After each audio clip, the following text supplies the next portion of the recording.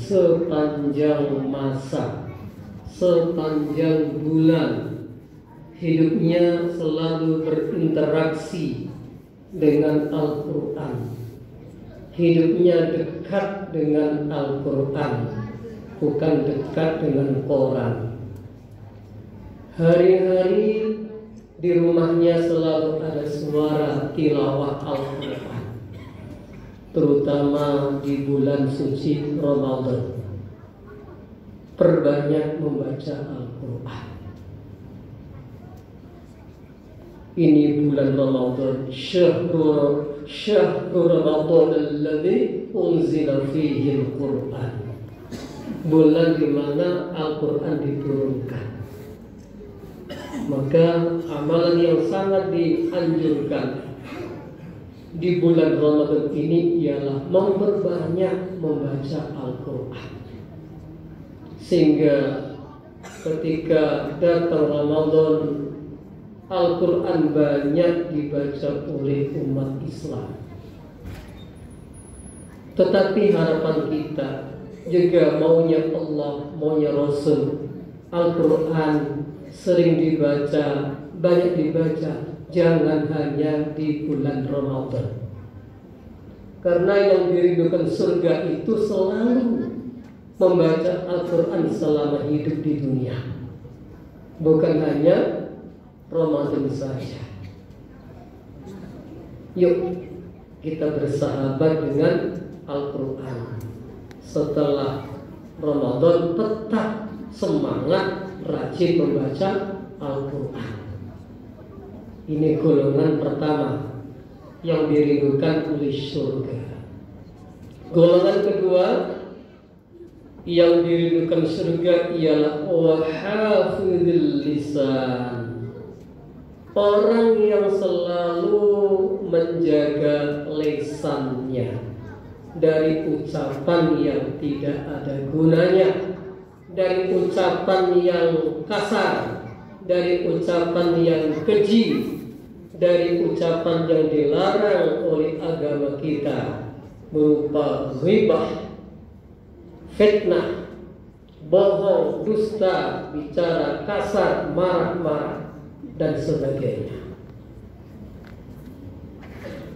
Terutama di bulan puasa. Tolong ya, jaga nilai pahala puasa kita dari ucapan-ucapan yang dilarang untuk kita ucapkan, seperti ghibah. Terkadang sembari menunggu buka atau mungkin di mana, di tempat kerja, kalau sudah kumpul 2 orang atau lebih, obrolannya, topiknya selalu orang lain. Membicarakan kekurangan, membicarakan keburukan orang lain. Maka kata Nabi, orang yang ghibah ketika puasa habis pahala puasanya. Ghibah ini enak sekali, nikmat sekali, tetapi dosanya sangat besar sekali. Hindari dari bicara yang ghibah, fitnah, termasuk marah-marah. Ini Ramadan belajar untuk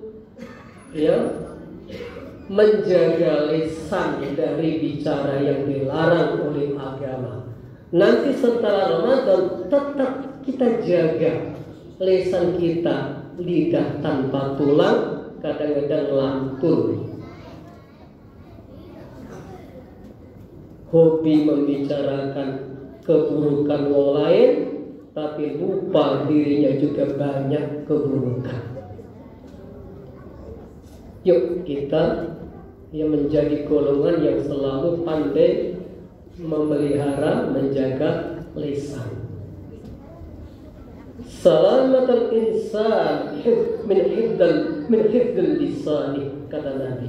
Selamatnya manusia tergantung dari pemeliharaan, penjagaan lisannya.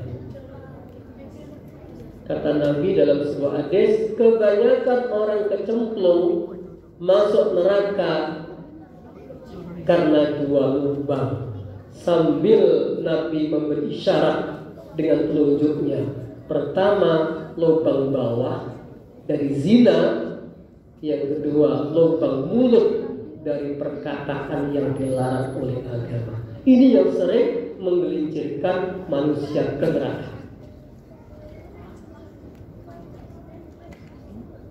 Mulutmu adalah harimaumu. Kalau nggak pandai-pandai menjaga lisan, sering terjadi pertengkaran, putus silaturahminya, bahkan sampai kepada tindakan yang gak diinginkan, pembunuhan gara-gara sakit hati. Itu gara-gara lisan tajamnya melebihi pisau. Kalau pisau melukai tangan atau tubuh kita, keluar darahnya, kita obati 1 minggu kering insya Allah. Tapi kalau lisan sudah menyakiti hati, belum tentu setahun sembuh sakitnya. Maka hati-hati ya dalam menggunakan lisan. Wa hafidhul lisan. Golongan yang kedua yang dirindukan surga, orang yang selalu pandai menjaga lisannya. Kemudian yang ketiga, golongan yang dirindukan surga ialah wa mut'imil ji'an, yaitu orang yang memberi makan orang yang lapar. Kalau di luar Ramadan maksudnya selalu dermawan, peka kepada orang lemah, selalu infak, memberi donasi, sedekah, nyisihkan rezekinya untuk orang-orang yang miskin. Indonesia, Palembang terutama, masih banyak orang yang tidak bernasib baik. Masih banyak orang miskin yang dalam kekurangan. Maka yuk kita biasakan untuk dermawan. Ramadan jika banyak orang lapar karena puasa, bisa dimaknai hadis tersebut, ya, sisihkan rezeki untuk memberi buka kepada orang yang berpuasa setiap hari. Kata Nabi, siapa yang memberi buka orang yang berpuasa, maka akan mendapatkan 3 keutamaan. 1, Allah akan mengampunkan dosa-dosanya. 2, Allah akan membebaskannya dari neraka. 3, dia akan mendapatkan pahala puasa dari orang yang diberi buka tersebut. Kita memberi buka orang 5, kita mendapatkan pahala puasa 6. 5 pahala puasa dari mereka yang kita kasih buka, dan 1 pahala puasa dari puasa kita sendiri. Maka kata sahabat, ya Rasul, tidak setiap kami memiliki makanan untuk diberikan kepada orang yang berbuka puasa. Ini bagaimana ya Rasul? Rasul menjawab, 1 butir kurma, seteguk air minum, seteguk susu, walau tidak mengenyangkan, itu sudah termasuk memberi buka orang yang berpuasa. Besok Bapak Ibu ke jual kurma. Dek, berapa kurma 3 biji? 3 kilo atau 3 biji Pak? Bu, 3 biji.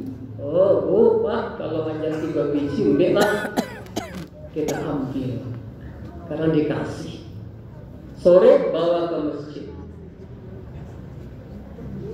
paket yang sempurna sekalian air minumnya. Enggak mesti 1 dus, 1 cangkir mineral dengan 3 biji kurma. Sudah termasuk memberi buka kepada orang yang berpuasa. Semua kita kalau mau bisa saling memberi, saling unjuk orang yang berbuka. Enggak mesti nasi kotak, enggak mesti nasi bungkus, tidak mesti membawa kue yang banyak, semampu kita. Kalau ada banyak, kita beri yang banyak. Ada dikit, apa yang ada. Masya Allah. Ini golongan yang dirindukan oleh surga, orang yang memberi makan orang yang lapar. Yang keempat, terakhir, golongan yang dirindukan surga ialah wasaimi fi syahri Ramadan. Orang yang berpuasa di bulan Ramadan. Alhamdulillah, Bapak Ibu, tahun ini kita bisa berjumpa kembali, bertemu kembali bulan suci Ramadan, sehingga kita bisa berpuasa. Namun perlu dicatat, perlu introspeksi bagaimana puasa kita tahun ini, puasa yang spesial, puasa yang terbaik, puasa yang terbaik, puasa yang bermutu ialah puasa yang dibarengi dengan memperbanyak ibadah. Tarawihnya jangan bolong setiap malam, sedekahnya jangan bolong tiap hari, membaca Al-Qur'annya jangan bolong setiap hari, tahajudnya jangan bolong tiap malam, berjamaahnya 5 waktu kalau bisa jangan bolong ke masjid, qobliyah ba'diyahnya jangan sampai enggak dikerjakan, duhanya, zikirnya diperpanjang, doanya pun diperpanjang. Semua ibadah, baik ibadah yang vertikal hablum minallah maupun nas, diperbanyak. Baru puasa yang mudah seperti ini, puasa yang dirindukan oleh surga. Bukan sekedar puasa tidak makan, tidak minum, tidak merokok, tapi penyungkan membaca Al-Quran, penyungkan ibadah, pelit kata bahasa sedekah. Bukan begitu. Itu puasanya orang awam. Ya. Puasa orang khusus diperbanyak ibadah. Fastabiqul khair. Ini mungkin yang saya sampaikan. Semoga kita bisa menjadi golongan yang dirindukan oleh surga tersebut. Assalamualaikum warahmatullahi wabarakatuh.